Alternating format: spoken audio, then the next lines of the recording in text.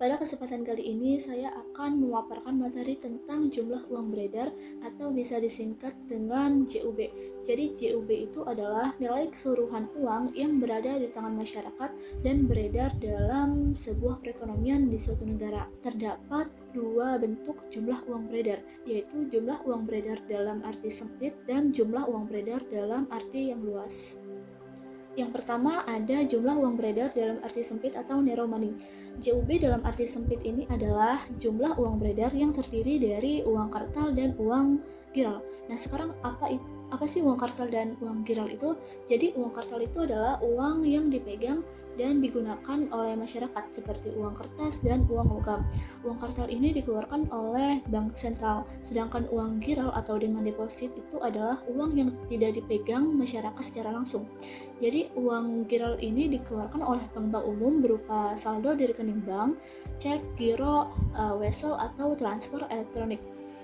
JUB dalam arti sempit ini juga bisa disebut sebagai M1, di mana M1 ini juga bisa dibilang yang paling liquid karena uang ini ya, itu bisa dipakai langsung oleh masyarakat sebagai alat tukar, di mana M1 itu memiliki rumus M1 sama dengan C ditambah D, di mana M1 adalah jumlah uang beredar dalam arti sempit, sedangkan C itu adalah currency atau uang kartal, dan D itu adalah uang giral. Yang kedua ada jumlah uang beredar dalam arti yang luas atau M2. M2 ini adalah seluruh uang kartal ditambah uang giral ditambah dengan uang kuasi. Nah, uang kuasi itu apa? Uang kuasi itu adalah uang yang tidak bisa digunakan setiap saat karena sifatnya itu tidak liquid dan penggunaannya itu terikat oleh waktu. Uang kuasi ini itu terdiri dari deposito berjangka. Deposito berjangka itu adalah deposito yang tidak mudah diambil dalam jangka waktu tertentu dalam kesepakatan bersama di awal pembuatan deposito. Lalu ada tabungan dan dana pasar uang yang dimiliki oleh investor. Nah, sama halnya seperti M1, M2 ini juga memiliki rumus M2 sama dengan M1 ditambah TD, di mana M2 itu adalah jumlah uang beredar dalam arti yang luas, M1 itu adalah jumlah uang kartal ditambah dengan uang giral, dan TD itu adalah time deposit, bisa terdiri dari deposito berjangka atau uang kuasi atau lembar saham. Nah, M2 ini juga sering disebut sebagai likuiditas perekonomian. Likuiditas perekonomian itu adalah kemampuan suatu perekonomian untuk mengonversi aset menjadi uang tunai dengan cepat tanpa memengaruhi nilainya. Terdapat beberapa faktor-faktor yang dapat mempengaruhi jumlah uang beredar. Ada 8 faktor. Yang pertama itu ada kebijakan bank sentral berupa hak otonom dan kebijakan moneter dalam mencetak dan mengedarkan uang. Kebijakan moneter ini meliputi politik diskonto, politik pasar terbuka, politik cash ratio, dan politik kredit selektif. Yang kedua ada kebijakan pemerintah melalui Menteri Keuangan untuk menambah peredaran uang dengan cara mencetak uang logam dan kertas yang nominalnya itu kecil. Selanjutnya ada bank umum dapat menciptakan uang giral melalui pembelian saham dan surat berharga lainnya. Selanjutnya ada tingkat pendapatan masyarakat, lalu ada tingkat suku bunga bank, selanjutnya ada selera konsumen terhadap suatu barang. Jadi semakin tinggi selera konsumen terhadap suatu barang, maka harga barang tersebut akan naik, sehingga mendorong jumlah uang yang beredar itu semakin banyak. Selanjutnya ada harga barang, yang terakhir ada kebijakan kredit dari pemerintah.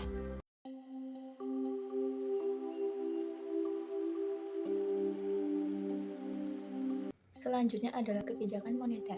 Kebijakan moneter merupakan kebijakan untuk mempengaruhi jumlah uang beredar atau penawaran uang. Kebijakan ini dilakukan oleh Bank Indonesia sebagai bank sentral yang merupakan lembaga independen.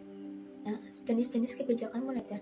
Yang pertama, kebijakan uang ketat atau sering disebut kebijakan kontraktif adalah kebijakan dari bank sentral untuk mengurangi jumlah uang beredar dengan tujuan mengendalikan tingkat inflasi agar inflasinya tidak terlalu tinggi. Yang pertama, dengan cara menaikkan tingkat suku bunga diskonto. Bila tingkat diskonto dinaikkan yang diikuti oleh naiknya tingkat bunga, maka masyarakat cenderung memilih untuk menabung daripada meminjam uang di bank. Cara yang kedua, menjual surat berharga. Contohnya, sertifikat Bank Indonesia atau SBI. Yang ketiga, menaikkan rasio cadangan kas. Jika kita menaikkan rasio cadangan kas, maka bank umum akan menambahkan simpanan uang mereka ke bank sentral. Yang keempat, membatasi kartu kredit. Jika Bank Indonesia memperketat pinjaman kepada masyarakat, maka peredaran uang bisa terkendali jumlahnya. Jenis yang kedua, kebijakan uang longgar atau sering disebut kebijakan moneter ekspansif, yaitu menambahkan jumlah uang beredar dengan tujuan untuk meningkatkan pertumbuhan ekonomi.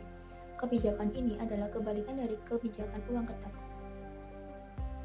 Kebijakan uang longgar bisa dilakukan dengan cara yang pertama, menurunkan suku bunga diskonto.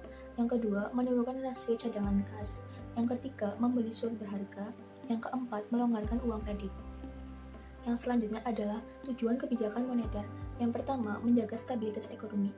Dengan mengatur peredaran uang bank sentral akan mempengaruhi tingkat suku bunga di pasar, dan dari situ investasi akan meningkat dan bisa menjaga stabilitas ekonomi. Yang kedua, menjaga stabilitas harga atau mengendalikan inflasi. Yang ketiga, meningkatkan kesempatan kerja. Yang keempat, perbaikan neraca pembayaran. Jumlah uang di masyarakat dapat dipengaruhi nilai tukar rupiah terhadap mata uang asing. Faktor ini dapat mempengaruhi neraca pembayaran di negara kita. Selanjutnya ada instrumen kebijakan moneter. Kebijakan ini terdiri dari instrumen langsung dan tidak langsung. Instrumen langsung terdiri dari yang pertama, mencetak uang. Bank Indonesia dapat menambah peredaran uang dengan cara mencetak uang baru, kemudian mengedarkannya kepada masyarakat. Kedua, yaitu dorongan moral atau suasion, merupakan himbauan dari Bank Indonesia kepada bank umum melalui beberapa cara, yaitu pengumuman, pengedaran, pidato, dan sebagai berikut. Instrumen tidak langsung terdiri dari yang pertama, operasi pasar terbuka merupakan kegiatan jual beli surat berharga. Yang kedua, tingkat bunga diskonto, yaitu tingkat bunga yang ditetapkan oleh bank sentral kepada bank umum, yaitu ketika bank umum melakukan peminjaman uang kepada bank sentral. Yang ketiga, rasio cadangan kas, yaitu cadangan kas minimal yang harus disimpan kepada bank sentral. Yang keempat, imbauan moral dapat berasal dari Menteri Keuangan atau dari Gubernur Bank Indonesia.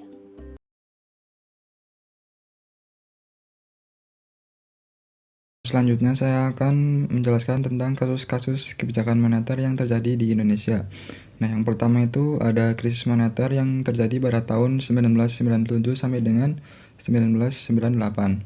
Nah, salah satu peristiwa besar dalam kebijakan moneter Indonesia adalah krisis moneter Asia yang terjadi pada tahun 1997 sampai dengan 1998. Nah, krisis ini tuh menyebabkan nilai tukar rupiah anjlok, inflasi tinggi, dan cadangan devisa menipis. Kemudian Bank Indonesia atau BI mengimplementasikan kebijakan moneter yang sangat ketat, yaitu dengan cara menaikkan suku bunga acuan secara drastis untuk mempertahankan nilai tukar rupiah. Nah, namun kebijakan ini tidak cukup efektif untuk mengatasi krisis dan Indonesia akhirnya meminta bantuan dari Dana Moneter Internasional atau yang kita sebut dengan IMF, yang turut menetapkan beberapa syarat kebijakan termasuk liberalisasi ekonomi dan reformasi sektor keuangan. Selanjutnya adalah kebijakan moneter pasca krisis yang terjadi pada tahun 1998. Nah, setelah krisis yang terjadi pada tahun 1998, Indonesia itu mengalami pemulihan yang panjang. Bank Indonesia mengambil kebijakan moneter yang lebih hati-hati untuk menjaga stabilitas harga dan mendorong pertumbuhan ekonomi. Nah, pada saat itu, BI atau Bank Indonesia memfokuskan kebijakan untuk menurunkan inflasi dan meningkatkan kepercayaan pasar terhadap rupiah dengan cara menjaga kestabilan nilai tukar. Kemudian yang poin ketiga itu ada kebijakan moneter di era globalisasi yang terjadi pada tahun 2000-an. Nah, pada periode awal 2000-an, Bank Indonesia itu terus berfokus pada pengendalian inflasi dan menjaga stabilitas sistem keuangan. Nah, salah satu kebijakan yang diterapkan adalah suku bunga yang lebih fleksibel untuk merespon kondisi ekonomi domestik dan global. Kemudian, BI juga mengubah pendekatan kebijakan moneter dengan lebih mengutamakan transparansi dalam komunikasi kebijakan dan menyesuaikan dengan perkembangan global. Yang keempat, ada kasus kebijakan moneter dalam respon pandemi COVID-19 yang terjadi pada tahun 2020. Pandemi COVID-19 menyebabkan kontraksi ekonomi global, termasuk Indonesia. Nah, sebagai respon Bank Indonesia mengurangi suku bunga acuan secara signifikan untuk merangsang pertumbuhan ekonomi. Selain itu juga, BI juga membeli surat berharga negara atau SBN untuk mendukung pembiayaan anggaran pemerintah dan memastikan likuiditas tetap terjaga di pasar keuangan. Kebijakan ini bertujuan untuk mendukung sektor real yang terdampak pandemi, seperti sektor UMKM, serta menjaga daya beli masyarakat.